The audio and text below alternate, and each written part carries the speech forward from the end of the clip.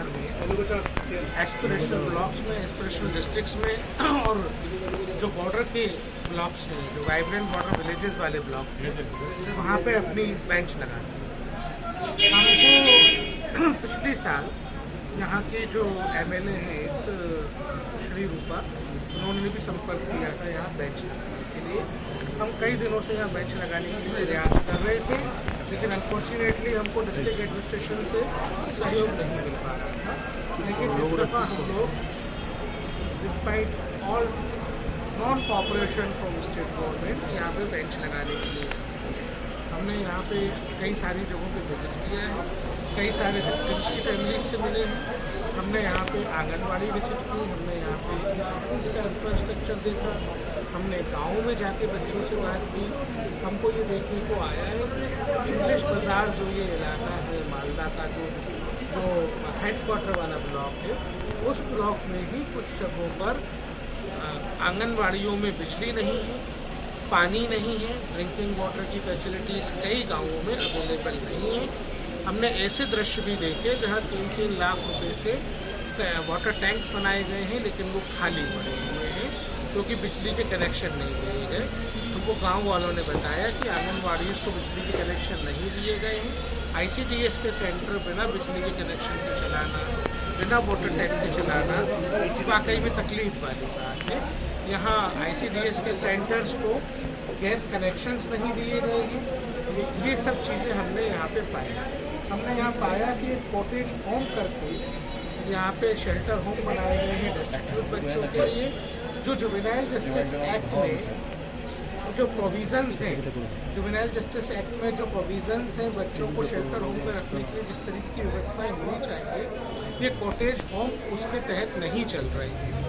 CNCP बच्चों को किसी होम में रखने के ऑर्डर्स जो है वो चाइल्ड वेलफेयर कमेटी को देना चाहिए, ये एक्ट कहता है। यहाँ पे एक्ट की अवहेलना करके डिस्ट्रिक्ट मजिस्ट्रेट को ऑर्डर इशू करता है, जो कि कानून के हिसाब से गलत है। यहाँ जो हमारा ग्रीवियंस रिड्रेसल कैंप आज चल रहा है, वहाँ जो नोडल ऑफिसर अपॉइंट किए गए थे ADM, वो ADM सुबह से गायब है। यहाँ पे कई सारे ऑफिसर्स हमको जो चाहिए थे वो नहीं मिले। बेसिक आधार कार्ड जो है वो लोगों के पास नहीं है। ट्राइबल बच्चों के पास उनके ट्राइबल होने के सर्टिफिकेट्स नहीं हैं। हमने यहाँ पर बोला था कि जिस दिन हमारा कैंप होगा मेडिकल बोर्ड को बैठाया जाए, जिससे कि डिसेबल्ड बच्चे जो मालदा में जो हमारा मार्च 1 अप्रैल को जो दौरा हुआ था और जिस विक्टिम के घर हम लोग गए थे, उस विक्टिम को लेकर के हमने 7 अप्रैल को यहाँ पश्चिम बंगाल के चीफ सेक्रेटरी को कई सारी रिकमेंडेशंस भेजी थी। जैसे वो विक्टिम और विटनेस दोनों को पुलिस प्रोटेक्शन मिलना, दोनों के घर में एटलीस्ट टॉयलेट बनना, दोनों को किसी हॉस्टल में एडमिशन मिलना, दोनों को प्रधानमंत्री आवास के बेनिफिट मिलना, इन सब के बारे में चीफ सेक्रेटरी ने आज तक हमको कोई रिप्लाई नहीं किया। आज विक्टिम की मां ने हमको बताया कि उनके घर के बाहर पुलिस का पहरा था, उनको पिछले दरवाजे से चोरी से किसी दूसरे के कपड़े मांग के पहन के आना पड़ा है, जिससे कि वो भेष बदल के एक तरीके से यहाँ आ पाई हैं। इस तरीके की परिस्थितियों में जब विक्टिम्स को कमीशन से नहीं मिलने दिया जा रहा है, चीफ सेक्रेटरी कार्रवाई नहीं कर रहे हैं, हमने जो रिकमेंडेशन महीने भर पहले की थी, आज दिनांक तक उस पर कोई कार्रवाई नहीं की गई। हमको विक्टिम के परिवार ने ये बात आज यहाँ पे बताई है। एक जो रिसेंट केस यहाँ पे हुआ है, उस रिसेंट केस में हमने ये पाया, विक्टिम की माँ आज हमको मिली, विक्टिम के परिजन हमको कलियाचक केस में विक्टिम के परिजनों ने जो बताया, पुलिस ने जो बताया और जो पोस्टमार्टम की रिपोर्ट है, ये तीनों अलग अलग बात करती हैं। कहीं क्या मिला है सर? क्या मैं जैसे आपको बता सकता हूँ कि पुलिस इस बात को स्वीकार करती है कि एक्यूज ने ये एडमिट किया है कि उसने बच्चे को रेप किया। उसके बावजूद पोस्टमार्टम की रिपोर्ट ये बात नहीं कह रही है। बच्चे की हमारे पास सर्कमस्टेंशियल एविडेंसेस हैं, लेकिन पोस्टमार्टम ठीक तरीके से नहीं किया गया, वो रिपोर्ट ठीक तरीके से नहीं बनाई गई है। यहाँ पे सर्कमस्टेंशियल एविडेंसेस ये भी बताते हैं कि इस प्रकार की कार्रवाई अगर अदालत में जाएगी तो हम कम से कम दोषी को फांसी नहीं दिला पाएंगे। तो कुल मिलाकर के लेक ऑफ कन्वर्जेंस है, विक्टिम्स के प्रति सहानुभूति का रवैया नहीं है, और बच्चों के लिए, जैसा मैं हमेशा कहता आया हूँ पिछले कई सारे केसेस में हमने देखा कि ये सरकार बच्चों की रक्षा करने में इनकम्पिटेंट साबित हो रही है। ममता बनर्जी जी का जो प्रशासन है, ममता बनर्जी जी जो हैं, वो यहाँ पे जिस प्रकार का रवैया बच्चों के प्रति रखे हैं वो बेहद असंवेदनशील है। मैं फिर ये बात दोहराऊंगा कि यहाँ की मुख्यमंत्री बच्चों के संरक्षण के लिए इनकम्पिटेंट ऑफिसर नहीं है जो आइडेंटिफाई कर सके, लोगों को आधार कार्ड बन सके उनके। यहाँ पे एक लैपटॉप के साथ जो आधार कार्ड का जो वेंडर को बैठना था वो भी नहीं बैठाया गया है। कुल मिलाकर के हमको भयंकर प्रकार का नॉन कोऑपरेशन जो है यहाँ पे देखने को मिल रहा है। लेकिन इस सब में तसल्ली की बात यह है कि अभी तक 84 कंप्लेनेंट्स हमको रीच किए हैं, जबकि यहाँ पे कंप्लेंट्स का आंकड़ा कम से कम 1000-2000 का होना चाहिए था।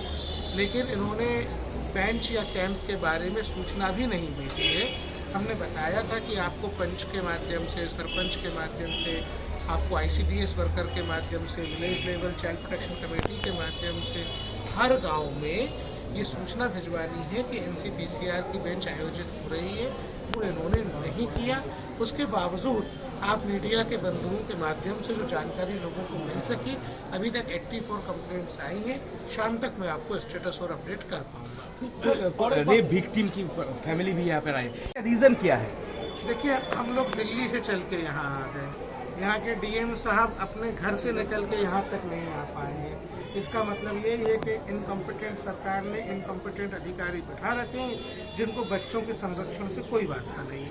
ये बेंच का रिपोर्ट सेंट्रल गवर्नमेंट में हम सारी चीजें रिपोर्ट करते हैं, ये भी रिपोर्ट करेंगे।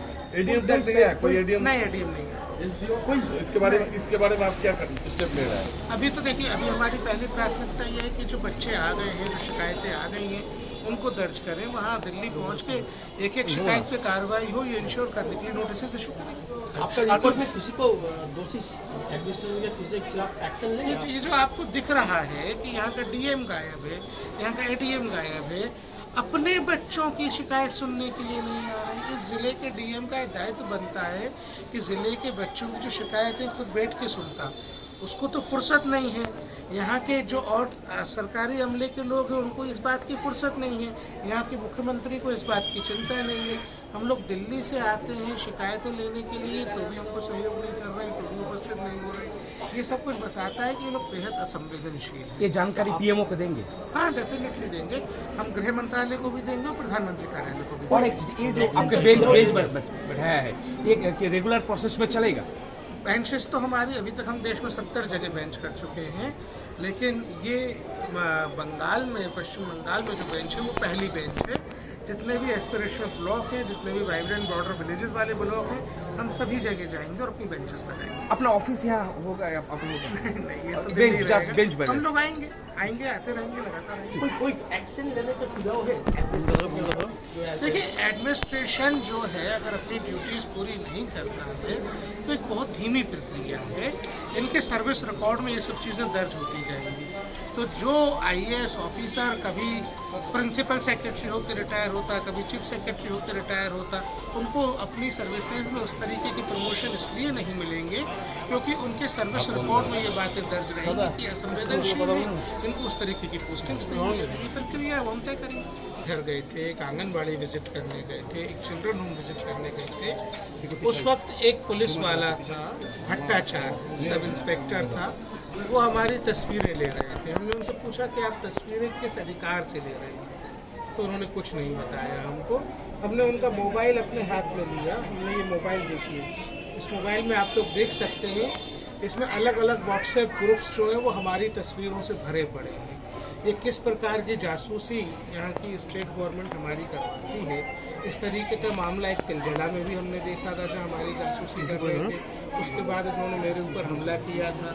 आज फिर यही मामला देखा कि ये लोग जासूसी करते हैं, किस प्रकार के शक और संशय में जीते हैं, संवाद करते नहीं हैं। लेकिन ममता बनर्जी जी हमारी जासूसी करवा के हमारे फोटो देखकर क्या करना चाहते हैं हमको समझ में नहीं आता। हमने ये मोबाइल उनसे लिया है, ये सोच के लिया था कि उनके SP, DM, ADM यहाँ होंगे, उनको देंगे और उनसे कहेंगे कार्रवाई करो। अनफॉर्चुनेटली वो कोई भी यहाँ पे अवेलेबल नहीं है।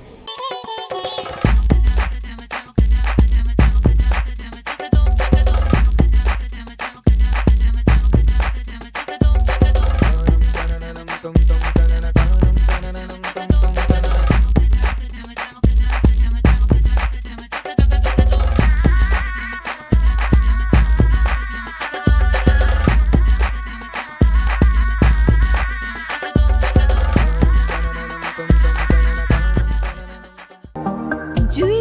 মানে B Das and sons jewellers. নতুন রূপে নতুন সাজে কাঁচরাপাড়ায় এক্সক্লুসিভ অলংকার ডিজাইন ও ভরপুর কালেকশনের সম্ভার নিয়ে B Das and sons jewellers. নতুন রূপে নতুন সাজে। Balaji mobile plaza, Kanchrapara station road, KGR পথ, একেবারে গান্ধী মোড়ের কাছে, কাঁচরাপাড়া, উত্তর 24 পরগনা। মোবাইল ফোনে যোগাযোগ 7003766329 এবং 8584917724। বালাজি মোবাইল প্লাজাতে পাবেন Samsung, Nokia, Oppo, Vivo, Redmi, Realme এবং রিলায়েন্স জিও ইত্যাদি ব্র্যান্ডেড মোবাইল ফোন, এছাড়া মোবাইলের যাবতীয় accessories. Balaji mobile plaza, Balaji mobile plaza, Balaji mobile plaza. কিরে তোদের হলো?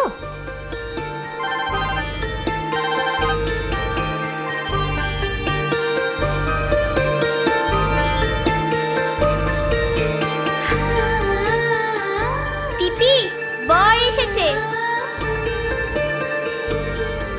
পড়ে যাবি তো। আমার বিয়ে, আমার বেনারসি, একটা নতুন গল্প তার। মন ছুঁয়েছে মনের মানুষ, স্বপ্ন যে আজ রঙিন আরো। নতুন স্বপ্নে নতুন করে সেজো। বিমল শাড়ি সেন্টার, কাঁচরাপাড়া।